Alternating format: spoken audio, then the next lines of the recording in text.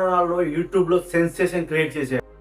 అసలు ఏంటంటే Ronaldo final YouTube channel create చేసి 95 నిమిషాల్లోనే 1 మిలియన్ సబ్స్క్రైబర్ గెయిన్ చేశాడు. అది 24 గంటల్లో 20 మిలియన్ సబ్స్క్రైబర్ గెయిన్ చేసి వరల్డ్ లోనే ఫాస్ట్ గ్రోయింగ్ ఛానల్ గా దూసుకుపోతుండు. ఒకప్పుడు రొనాల్డో గురించి ఫేక్ న్యూస్ చాలా విన్నాం.